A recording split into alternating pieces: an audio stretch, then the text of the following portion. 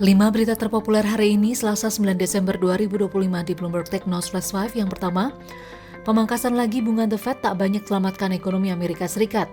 Para pejabat The Fed siap kembali memangkas suku bunga dalam pekan ini, namun kebijakan yang diambil dipandang tak cukup mengembalikan perekonomian Amerika Serikat dalam waktu dekat. Pemangkasan suku bunga ini dipandang baru bisa mengembalikan ekonomi Amerika Serikat dalam kurun 18 bulan.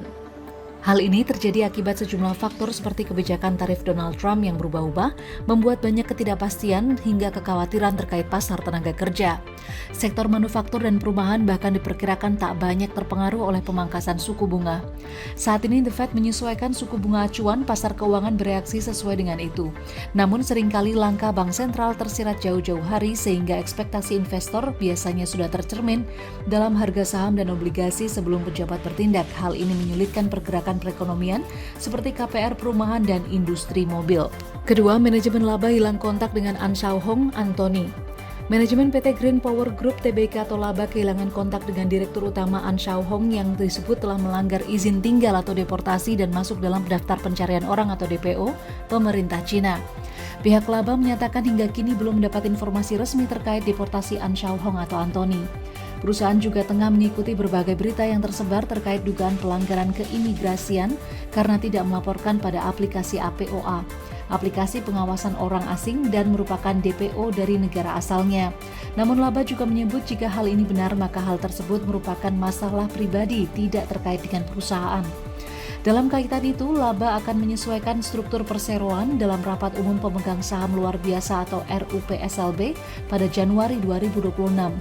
Untuk tugas lainnya sementara akan dilaksanakan oleh direksi lainnya, sementara laba menegaskan manajemen operasional tetap berada dalam kendali penuh dan mampu menjalankan seluruh aktivitas perseroan secara normal.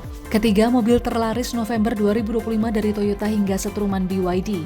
Gaikindo mencatat penjualan mobil di November 2025 menembus 74.252 unit, naik 0,3% dari periode sebelumnya. Kenaikan penjualan ini dipicu gelaran pameran Permata Bank Gaikindo Jakarta Auto Week 2025. Sementara penjualan wholesale selama Januari hingga November tahun ini tercatat 710.084 unit, turun 9,6% dari penjualan tahun sebelumnya.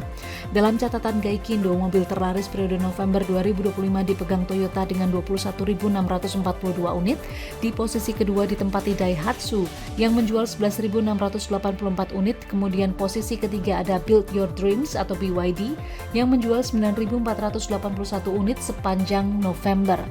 Meski demikian, penjualan BYD terbilang turun dibandingkan bulan sebelumnya yang mencapai 10.593 unit. Lalu posisi keempat ada Mitsubishi dengan penjualan 7.402 unit, dan di posisi kelima ada Suzuki yang mampu menjual 6.102 unit.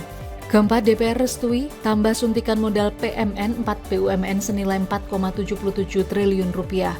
Komisi 11 DPR RI resmi menyetujui penambahan suntikan lewat penyertaan modal negara atau PMN kepada sejumlah BUMN senilai total 4,77 triliun rupiah. BUMN ini yakni PT Kereta Api Persero dengan penambahan PMN senilai 1,80 triliun rupiah bagi pengadaan sarana train set dan retrofit KRL Jabodetabek sebagai kelanjutan dari PMN 2024.